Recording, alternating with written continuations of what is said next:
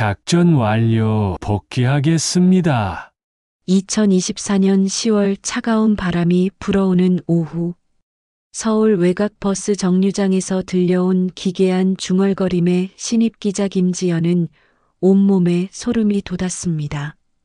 70대 후반으로 보이는 할아버지가 낡은 서류 가방을 껴안고 허공을 바라보며 되뇌고 있었거든요.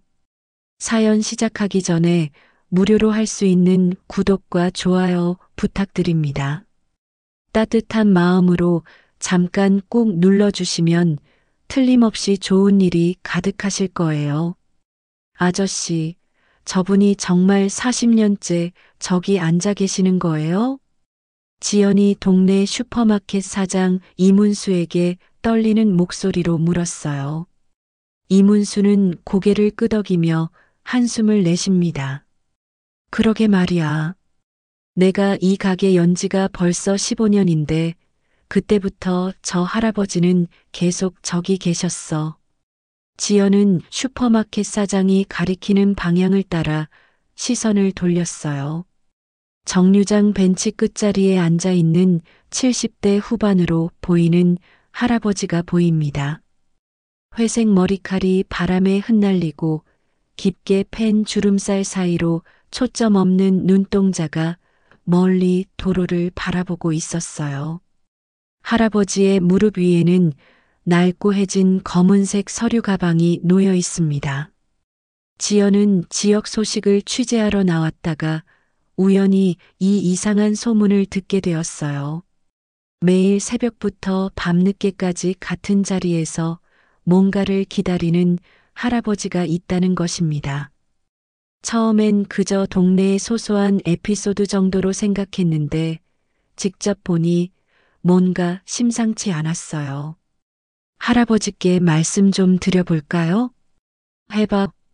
근데 아무리 말을 걸어도 대답을 안 하셔. 마치 다른 세상에 계신 것 같아. 지연이 조심스럽게 할아버지에게 다가갔습니다. 가까이서 보니 할아버지의 옷차림이 더욱 눈에 들어와요. 낡았지만 정갈하게 다림질된 회색 양복, 오래된 검은 구두, 그리고 무엇보다 그가 품에 안고 있는 서류 가방이 범상치 않아 보입니다. 안녕하세요, 할아버지. 지연이 정중하게 인사를 건넸지만 할아버지는 꼼짝도 하지 않았어요. 마치 석상처럼 고요합니다. 몇 번 더 말을 걸어봤지만 반응이 없어서 지연은 다시 슈퍼마켓으로 돌아왔어요. 정말 신기하네요. 저런 분이 40년째 저기 계시다니. 그게 다가 아니야. 가끔 혼잣말을 하시거든. 작전 완료 후 복귀하겠습니다라고. 이문수의 말에 지연의 눈이 번쩍 떠졌습니다. 작전? 복귀? 이상한 단어들이었어요. 그리고 저 가방 좀 봐. 햇빛에 비치면 국정원이라는 글자가 희미하게 보여. 지연은 다시 할아버지를 바라봤습니다. 정말로 서류 가방 한쪽 모서리에 무언가 글자가 새겨진 것 같았어요. 국정원? 설마 이 할아버지가 새벽 5시부터 밤 11시까지 거의 매일 저기 계셔. 비가 와도 눈이 와도 말이야. 지연은 점점 흥미로워졌습니다. 이건 단순한 지역 소식이 아니라 뭔가 큰 이야기가 숨어 있을지도 몰라요. 하지만 동시에 알 수 없는 불안감도 밀려왔습니다. 국가기밀과 관련된 위험한 냄새가 났거든요. 혹시 할아버지 성함이라도 아세요? 박만수라고 하던데 40년 전에 갑자기 이 동네에 나타나서 혼자 살고 계셔. 박만수? 지연은 이 이름을 마음속에 새겨두었어요. 그리고 할아버지를 한 번 더 바라봤습니다. 석양이 지는 가운데 할아버지의 실루엣이 더욱 쓸쓸해 보였어요. 그때 할아버지의 입술이 작게 움직였습니다. 목표물, 접근 중, 작은 중행거림이었지만 지연의 귀에는 또렷하게 들렸어요. 지연은 등골이 서늘해지는 것을 느꼈습니다. 이 할아버지에게는 분명 엄청난 비밀이 숨어 있을 거예요. 그리고 지연은 그 비밀을 파헤쳐야겠다고 마음먹었습니다. 하지만 그녀는 아직 몰랐어요. 이 취재가 자신의 인생을 완전히 바꿔놓을 거라는 사실을 말이에요. 하지만 지연이 알게 될 진실은 상상했던 것보다 훨씬 더 충격적이었습니다. 할아버지의 정체는 그녀가 생각했던 것과 정반대였거든요. 지연은 그 다음 날부터 본격적인 취재를 시작했어요. 첫 번째로 찾아간 곳은 동네 이장집이었습니다.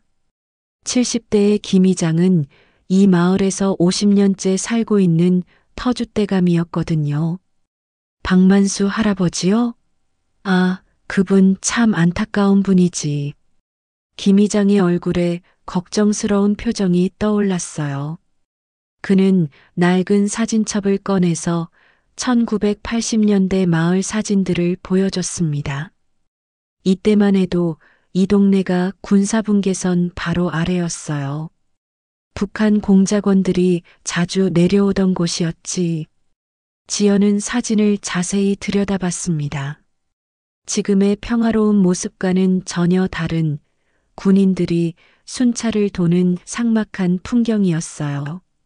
그때 박 할아버지가 처음 나타나셨는데 뭔가 충격을 받으신 것 같았어. 말도 제대로 안 하시고 밤마다 악몽을 꾸시는 것 같았지. 혹시 할아버지가 그때 무슨 일을 하셨는지 아세요? 정확히는 모르지만 정부 관련 일을 하셨던 것 같아. 가끔 옛날 동료분들이 찾아와서 할아버지랑 이야기를 하시더라고. 김 이장의 증언으로 조금씩 퍼즐이 맞춰지기 시작했어요.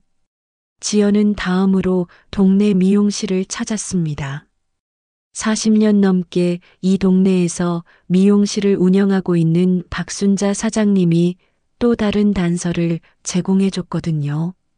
박 할아버지, 그분 처음 오셨을 때 정말 말이 안 나올 정도로 멍한 상태였어요. 박순자는 60대 중반의 다부진 체격을 가진 여성으로 동네 소식통 역할을 하고 있었어요. 그녀의 작은 눈은 언제나 날카롭게 주변을 관찰하고 있습니다. 그런데 가끔 젊은 남자분이 찾아와서 할아버지랑 심각하게 이야기를 하시더라고. 나중에 알고 보니 그분이 할아버지 후배였던 것 같아. 후배요? 응. 그런데 그 후배분이 어느 날 갑자기 돌아가셨다는 소식을 들었어. 그 뒤로 할아버지가 더 이상해지신 것 같았지. 지연의 마음에 분노가 차오르기 시작했어요. 40년 동안 과거에 매여서 살고 있는 할아버지를 보면서 답답함을 느꼈거든요. 언제까지 이렇게 살 것인가 하는 생각이 들었습니다. 할아버지가 정확히 뭘 기다리고 계시는 건지 아세요? 글쎄, 그 돌아가신 후배분을 기다리시는 건 아닐까? 가끔 김요원, 작전 완료했습니다라고 중얼거리시거든. 김요원. 지연은 이 이름을 메모했어요. 그리고 더 많은 정보를 얻기 위해 동네 곳곳을 돌아다녔습니다. 동네 약국 사장님으로부터는 또 다른 이야기를 들을 수 있었어요. 박 할아버지가 가끔 약국에 오시는데 항상 수면제를 사가세요. 밤에 잠을 잘 못 주무신다고. 혹시 다른 특이한 점은 없나요? 글쎄, 한 번은 실수로 북한말이 나온 적이 있어. 동무라고 하시다가 급하게 동지로 고치시더라고. 이 말을 듣고 지연은 더욱 의문이 생겼어요. 국정원 요원이었다면 왜 북한말이 나올까요? 며칠간의 취재를 통해 지연은 박만수 할아버지의 윤곽을 조금씩 그려나갔습니다. 40년 전 국정원 요원이었고 북한 공작원 체포 작전에 투입되었다가 동료의 죽음을 목격한 후 충격으로 퇴직했다는 것까지는 알아냈어요. 하지만 여전히 석연치 않은 부분들이 많았습니다. 왜 40년 동안 같은 자리에서 기다리고 있는 걸까요? 정말 죽은 동료를 기다리는 것일까요? 지연은 점점 답답해졌어요. 할아버지에게 직접 말을 걸어보려고 여러 번 시도했지만 번번이 실패했습니다. 할아버지는 마치 다른 세상에 있는 것처럼 아무런 반응을 보이지 않았거든요. 언제까지 과거에 살 것인가? 지연은 혼잣말을 중얼거렸어요. 하지만 그녀는 아직 몰랐습니다. 할아버지가 기다리고 있는 것이 죽은 동료가 아니라는 사실을 말이에요. 그러나 진짜 충격은 이제부터였습니다. 할아버지의 진짜 정체가 서서히 드러나기 시작할 테니까요. 지연은 더 이상 참을 수 없었어요. 3주간의 취재 동안 할아버지와 제대로 된 대화 한 번 나누지 못한 것이 너무 답답했습니다. 그날도 할아버지는 평소와 같이 버스 정류장에 앉아 먼 곳을 바라보고 있었어요. 목표물 확인. 접촉 대기 중. 할아버지의 작은 중얼거림이 들렸습니다. 지연은 더 이상 참지 못하고 할아버지 앞으로 성큼 다가갔어요. 할아버지, 후배분은 이미 40년 전에 돌아가셨어요. 언제까지 이러고 계실 건가요? 지연의 목소리에는 분노와 답답함이 섞여 있었어요. 할아버지는 처음으로 지연을 바라봤습니다. 그리고 그의 눈에서 눈물이 흐르기 시작했어요. 할아버지는 떨리는 손으로 서류 가방을 열었습니다. 안에서 낡고 바랜 사진 한 장을 꺼냈어요. 사진 속에는 젊은 군복 차림의 두 남자가 어깨를 나란히 하고 환하게 웃고 있었습니다. 이분이 김유원님이세요? 지연이 조심스럽게 물었어요. 할아버지는 고개를 끄덕였습니다. 그런데 사진을 자세히 들여다보니 뭔가 이상했어요. 사진 속 인물 중 오른쪽에 서 있는 사람이 현재의 할아버지와 닮아 보이지 않았습니다. 할아버지, 혹시 이 사진에서 어느 분이 할아버지세요? 할아버지는 왼쪽 인물을 가리켰어요. 그런데 지연이 보기에는 현재의 할아버지는 오른쪽 인물과 더 닮아 보였습니다. 뭔가 잘못되었다는 느낌이 들었어요. 지연은 급히 동네 이장을 찾아갔습니다. 이장님, 혹시 40년 전 이 지역에서 일어난 사건에 대해서 더 자세히 아시는 분 없을까요? 아, 그거라면 김영철 어르신이 제일 잘 아실 거야. 당시 이 지역 파출소 경찰이셨거든. 김영철은 80대에 은퇴한 경찰관으로 아직도 정정한 모습을 유지하고 있었어요. 그의 날카로운 눈빛에서는 오랜 경험에서 나오는 통찰력이 느껴졌습니다. 40년 전 그 사건, 참 복잡한 일이었지. 김영철은 깊은 한숨을 쉬며 이야기를 시작했어요. 당시 북한 공작원 한 명이 이 지역에 침투했었어. 그런데 작전 과정에서 우리 요원 한 명이 배신을 했다는 소문이 있었지. 배신요? 그래. 북한 공작원에게 포섭되어서 정보를 넘겨줬다는 거야. 그 때문에 작전이 실패하고 우리 요원 한 명이 죽었어. 지연의 심장이 빨리 뛰기 시작했어요. 뭔가 중요한 단서를 찾은 것 같았습니다. 그 배신한 요원이 누구였는지 아세요? 정확히는 모르지만 박만수라는 이름이었던 것 같아. 하지만 그 사람은 작전 실패 후 행방불명되었어. 지연은 충격을 받았어요. 지금의 박만수 할아버지가 그 배신자라는 뜻일까요? 그런데 이상한 게 있어. 배신자로 지목된 박만수는 체포되었다가 갑자기 기억을 잃었다고 하더라고. 그래서 증거가 없어서 풀려났다더군. 김영철의 말을 듣고 지연은 더욱 혼란스러워졌어요. 할아버지가 배신자였다면 왜 40년 동안 버스 정류장에서 기다리고 있는 걸까요?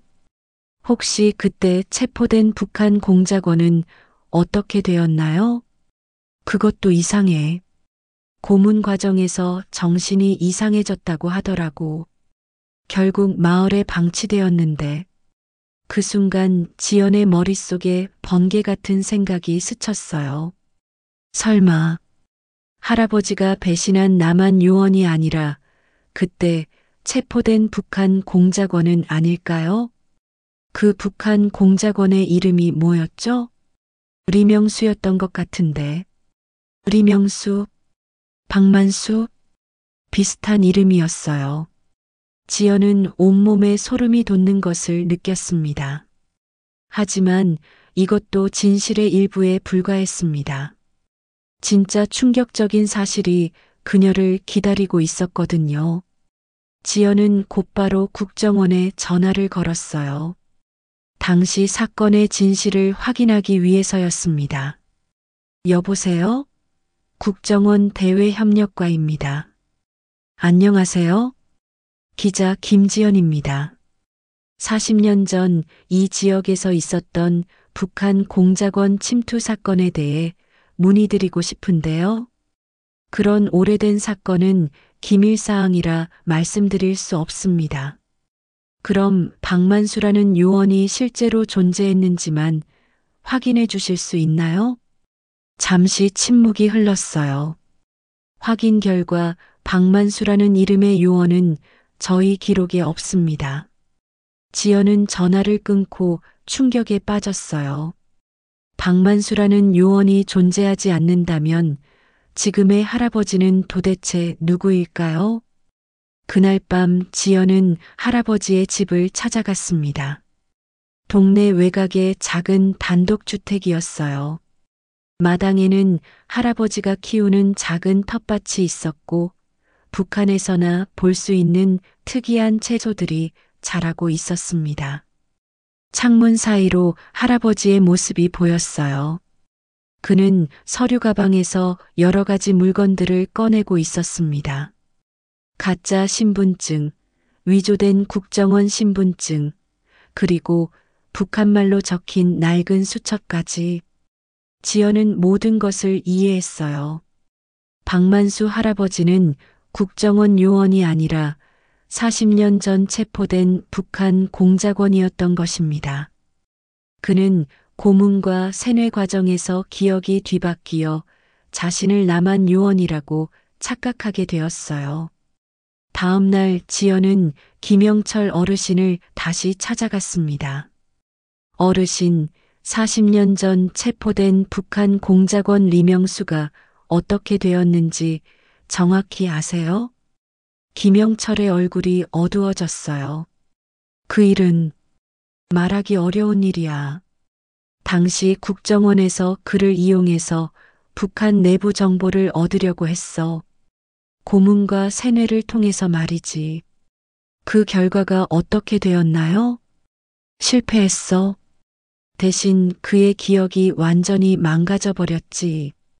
자신이 누구인지도 모르게 된 거야. 지연은 할아버지가 40년 동안 겪었을 고통을 상상하며 마음이 아팠어요. 그래서 그를 박만수라는 가짜 신분을 주고 이 마을에 방치한 거예요? 그렇지. 증거 인멸을 위해서였어. 하지만 더 충격적인 사실이 있어.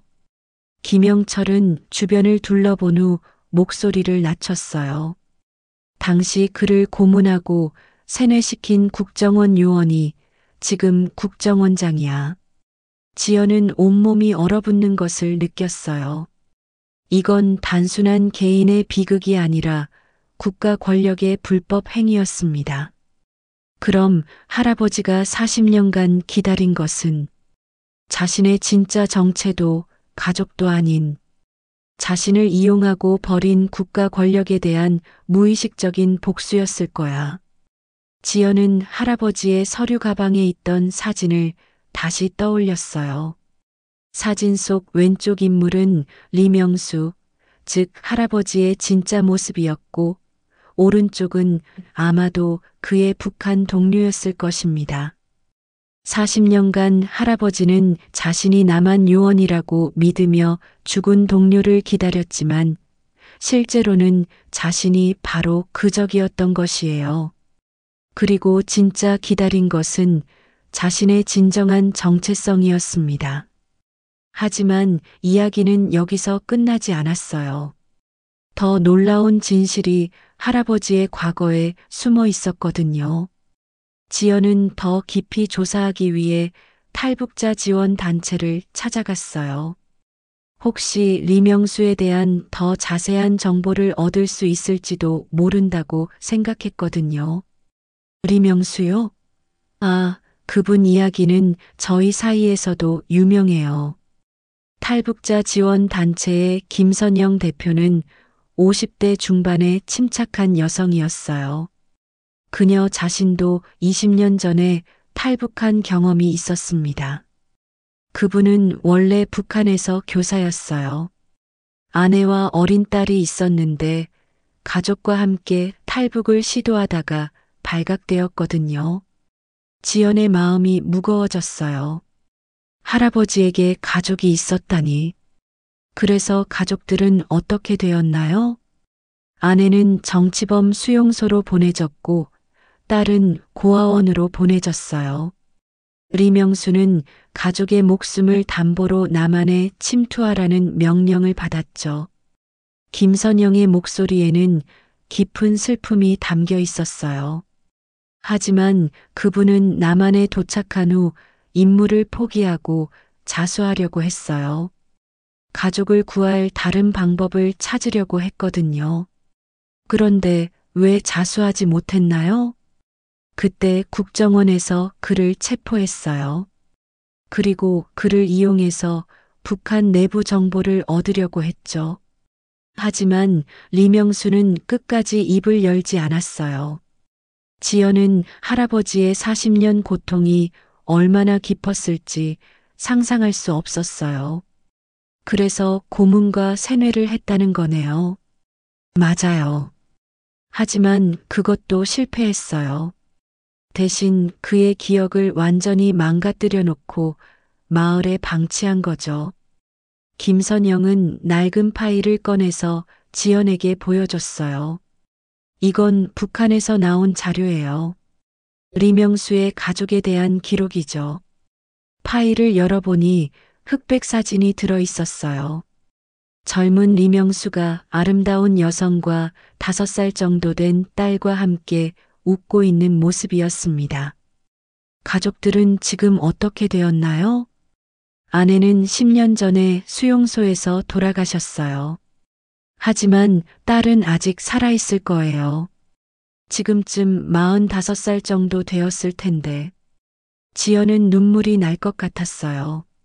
할아버지가 40년간 기다린 것은 자신도 모르게 북한에 두고 온 가족이었을지도 모릅니다. 더 충격적인 사실이 있어요. 김선영의 표정이 더욱 심각해졌어요. 당시 리명수를 고문하고 세뇌시킨 국정원 요원이 지금의 국정원장 이철수예요. 그는 이 사건을 발판으로 승진을 거듭해서 지금의 자리까지 올라왔죠. 지연은 분노가 치밀어 올랐어요. 한 사람의 인생을 망가뜨려 놓고 그것을 발판 삼아 출세한 사람이 있다는 사실이 참을 수 없었습니다. 그럼 할아버지는 40년 동안 자신이 누구인지도 모른 채 살아온 거네요. 그렇죠. 자신의 진짜 이름도 가족도 고향도 모른 채로요. 가끔 무의식 중에 북한말이 나오는 것도 억압된 기억의 편린들이 나타나는 것이에요. 지연은 이제 모든 것을 이해했습니다. 할아버지가 40년간 버스 정류장에서 기다린 것은 죽은 동료도 적도 아닌 자신의 진짜 정체성과 잃어버린 가족이었던 것이에요. 이 사실을 세상에 알려야 해요. 지연은 결심을 굳혔습니다. 하지만 동시에 두려움도 있었어요. 현직 국정원장이 연루된 사건을 폭로하는 것은 매우 위험한 일이었거든요. 조심하세요. 이건 국가기밀과 관련된 일이에요. 김선영의 경고를 듣고 지연은 더욱 신중해졌어요. 하지만 할아버지의 남은 인생이 얼마 없다는 생각에 마음이 급해졌습니다. 그날 밤 지연은 할아버지를 다시 찾아갔어요. 이번에는 직접 대화를 나눠보고 싶었습니다. 할아버지, 리명수라는 이름 기억나세요? 할아버지의 눈동자가 흔들렸어요. 뭔가 기억의 편린이 떠오르는 것 같았습니다. 명수. 작은 목소리로 중얼거리는 할아버지를 보며 지연은 확신했어요. 이분의 진짜 이름은 리명수이고 40년간 잃어버린 자신을 찾고 있었던 것입니다. 이제 진실을 세상에 알릴 시간이 왔습니다. 하지만 그 과정에서 예상치 못한 위험이 기다리고 있을 거예요. 지연은 신중하게 계획을 세웠어요. 직접적인 폭로보다는 할아버지의 인권을 보호하는 방향으로 접근하기로 했습니다. 먼저 인권 변호사 조민호를 찾아갔어요. 조민호는 40대 중반의 카리스마 있는 변호사로 국가폭력 피해자들을 돕는 일로 유명했습니다. 그의 날카로운 눈빛과 진지한 표정에서는 정의에 대한 강한 의지가 느껴졌어요. 정말 충격적인 사건이군요.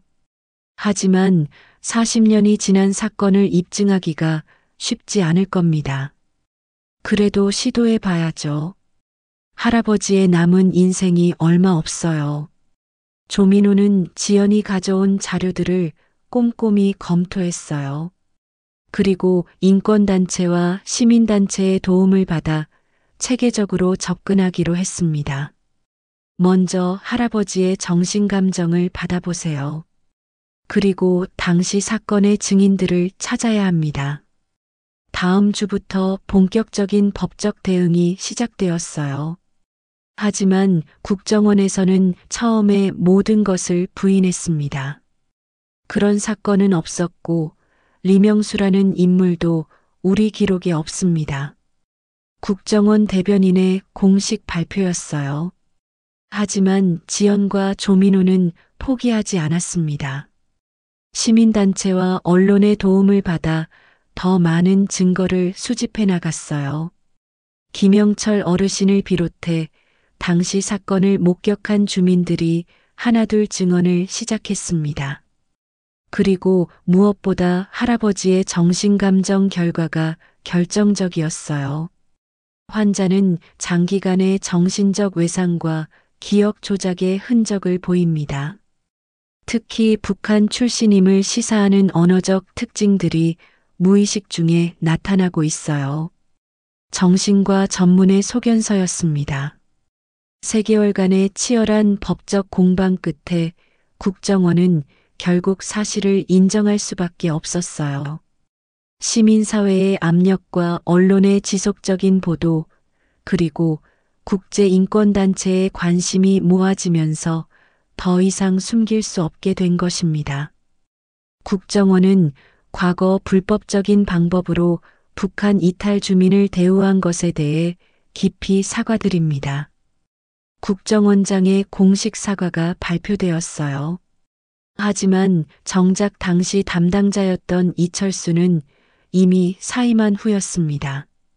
할아버지는 서서히 자신의 진짜 정체를 알게 되었어요. 억압되었던 기억들이 조금씩 돌아오기 시작했습니다. 자신의 진짜 이름이 리명수라는 것, 북한에 가족이 있었다는 것, 그리고 가족을 구하려다가 이렇게 된 것이라는 사실들을 말이에요. 내가 리명수였구나. 할아버지가 눈물을 흘리며 중얼거렸어요. 40년 만에 찾은 자신의 진짜 이름이었습니다. 국가는 할아버지에게 공식 사과와 함께 적절한 보상을 제공하기로 약속했어요. 의료비 지원은 물론이고 마을에서 계속 살 수 있도록 주거 지원도 해주기로 했습니다.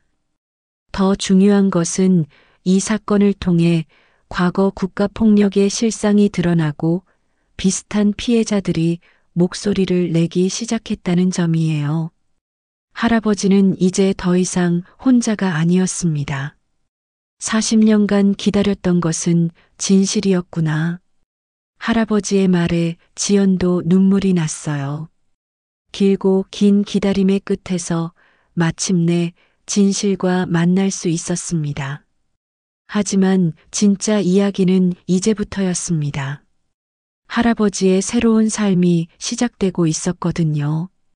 6개월 후 할아버지는 전문 의료진의 치료를 받으며 놀라운 회복을 보였어요.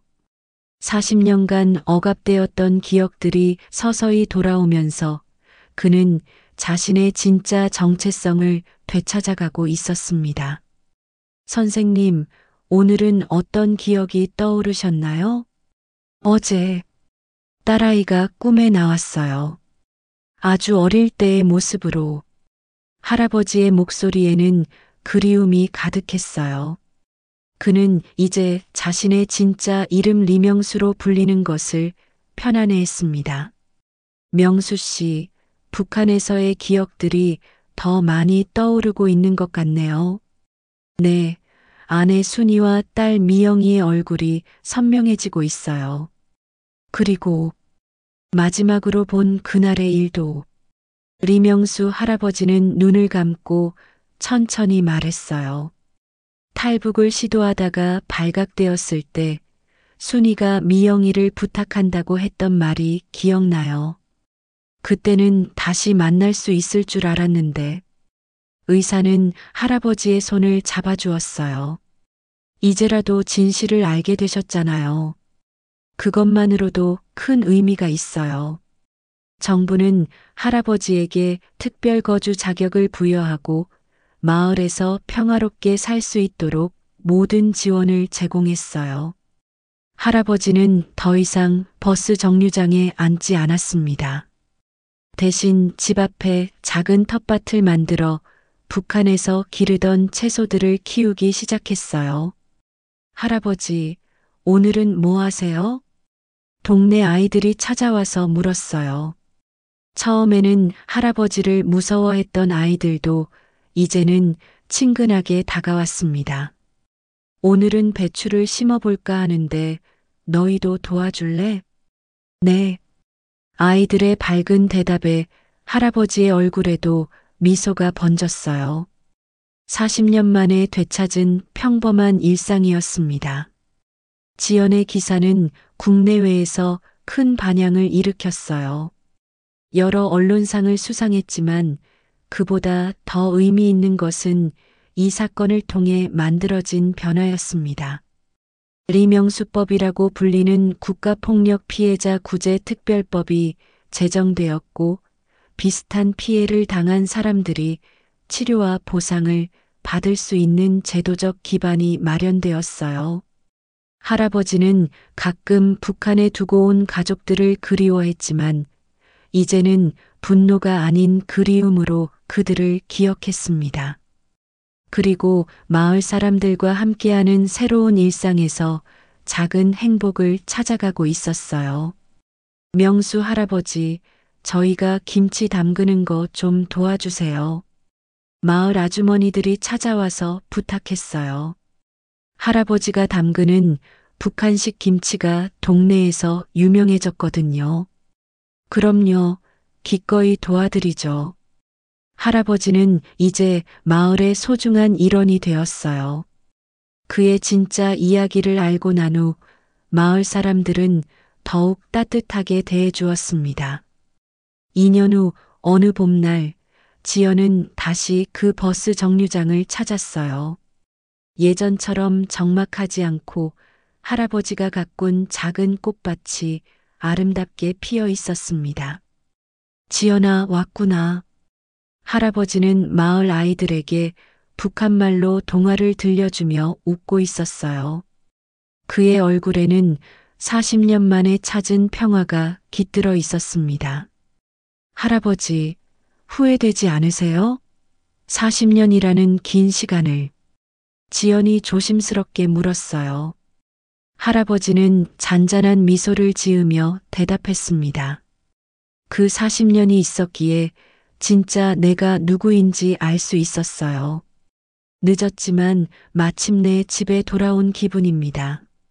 지연은 이 말을 듣고 진정한 귀향의 의미를 깨달았어요.